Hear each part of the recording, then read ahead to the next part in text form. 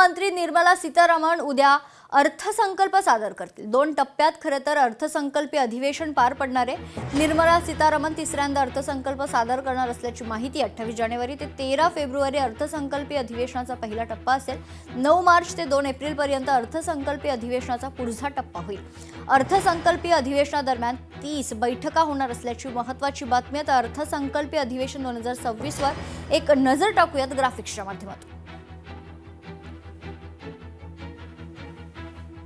28 जानेवारी संसदेचं अर्थसंकल्पीय अधिवेशन आता सुरू झालंय। 29 जानेवारी अर्थमंत्री सीतारामन यांनी आर्थिक सर्वेक्षण अहवाल सादर केला। 1 फेब्रुवारीला निर्मला सीतारामन लोकसभेत 2026 चा अर्थसंकल्प सादर करतील।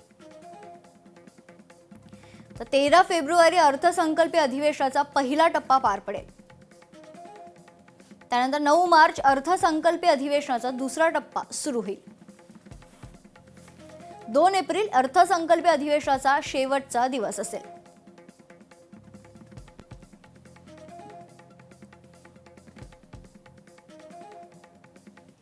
जिल्हा परिषद आणि पंचायत समिती निवडणुकीत आदर्श आचारसंहिता भंग झाली आहे। आचारसंहिता भंग प्रकरणी आता भुदरगड पोलीस ठाण्यात गुन्हा दाखल करण्यात आला असून कोल्हापूर जिल्ह्यातील भुदरगड तालुक्यात जिल्हा परिषद आणि पंचायत समिती निवडणुकांच्या पार्श्वभूमीवर आदर्श आचारसंहितेचा भंग केल्याप्रकरणी अज्ञाताविरोधात गुन्हा दाखल करण्यात आला।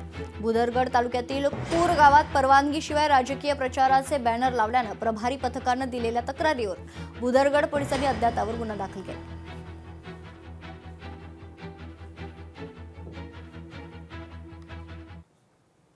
मुख्यमंत्री देवेंद्र फडणवीस हे सुनेत्रा पवारांची भेट घेणार असल्याची महत्त्वाची अपडेट समोर येते। आज रात्री देवगिरीवर दोघांचीही भेट होणार आहे। लोकशाही मराठीला खात्रीलायक सूत्रांनी ही माहिती दिली आहे। सुनेत्रा पवार, पार्थ पवार आणि जय पवारांसोबत मुख्यमंत्री बैठक घेतील। उपमुख्यमंत्री पदाची शपथ घेतल्यानंतर या बैठकीचं आयोजन आता करण्यात आले आणि लोकशाही मराठीला खात्रीलायक सूत्रांनी ही माहिती दिली आहे।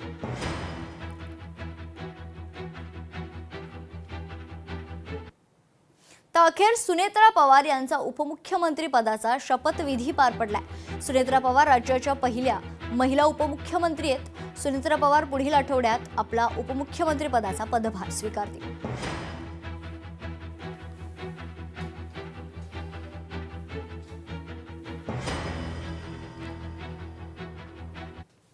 उपमुख्यमंत्री पदाची शपथ घेतल्यानंतर सुनेत्रा पवार यांनी ट्विट करत सर्वांचे आभार मानले। सुनेत्रा पवारांनी काही ट्विट केले पाहूयात ग्राफिक्सच्या माध्यमातून।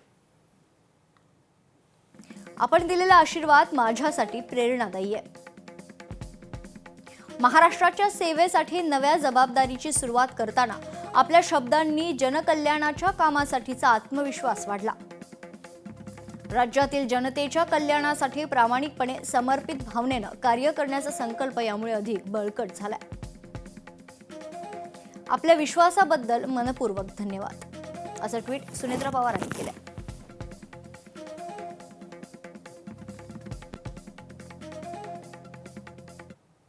सुनेत्रा वहिनी धाडसी आहेत। त्यांनी घेतलेला निर्णय खरोखरच कौतुकास्पद आहे। उपमुख्यमंत्री सुनेत्रा पवारांच्या शपथविधीनंतर मुख्यमंत्री फडणवीसांनी खरं तर हे ट्विट केलं आहे, पाहूयात। प्रसंग कठीण होता पण ज्या धीरोदात्तपणे श्रीमती सुनेत्रा वहिनींनी महाराष्ट्र हिताचा निर्णय घेतला तो कौतुकास्पद, धाडसी आणि त्यांची प्रतिबद्धता अधोरेखित करणार आहे। शुभेच्छा देण्याचा हा प्रसंग नाही पण अजितदादांचा वारसा त्या समर्थपणे चालवतील हा मला विश्वास आहे। राज्याला पहिल्या महिला उपमुख्यमंत्री लाभल्या, त्यांची ही कारकीर्द यशस्वी ठरेल। भाजपा आणि महायुती सरकार म्हणून या कठीण प्रसंगी आम्ही अजितदादा पवार यांच्या कुटुंबियांच्या पाठीशी आहोत।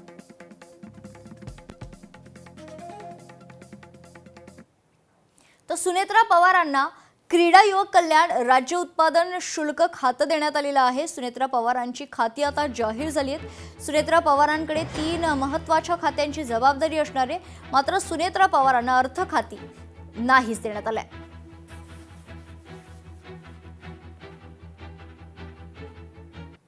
शपथविधीची एवढी घाई का? एवढ्या लवकर शपथविधी घ्यायला नको होता असं वाटतं। माणसापेक्षा खुर्चीला जास्त महत्त्व आहे। संजय शिरसाटांनी सुनेत्रा पवारांच्या शपथविधीवर हे वक्तव्य केलंय। तो गुवाहाटीला गेले तेव्हा त्यांना हे कळलं नाही। रुपाली ठोंबरे पाटलांनी शिरसाटांना हे प्रत्युत्तर दिलंय। माणसापेक्षा खुर्चीला जास्त महत्व आहे. राजकारणामध्ये खुर्ची जिंकलेली, सार्वजनिक जीवनामध्ये खुर्ची जिंकलेली, माणूस हरला हे एकंदरीत चित्र पाहायला मिळतं. म्हणून ह्या सर्वसामान्य माणसाला ह्या गोष्टी भावत नाही. दुखवटा सुद्धा शासकीय दुखवटा 3 दिवसाचा,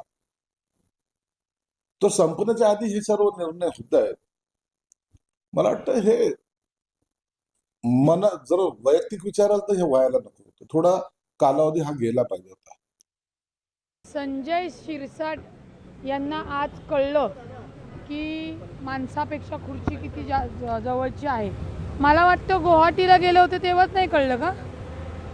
एकतर संजय शिरसाट यांनी माननीय सुनेत्रा वहिनींवर भाष्य करताना 100 वेळा विचार करायला पाहिजे होता. आमच्या महायुतीमध्ये तुम्ही मित्र पक्ष आहात. दुःखाचा डोंगर कोसळलेला असताना संजय शिरसाट यांनी भाऊ म्हणून खरं एक मानसिक आधार आणि त्याच्यात मदत करणं गरजेचं होतं. पण मला वाटतं ती नैतिकता संजय शिरसाट यांच्यामध्ये नाही.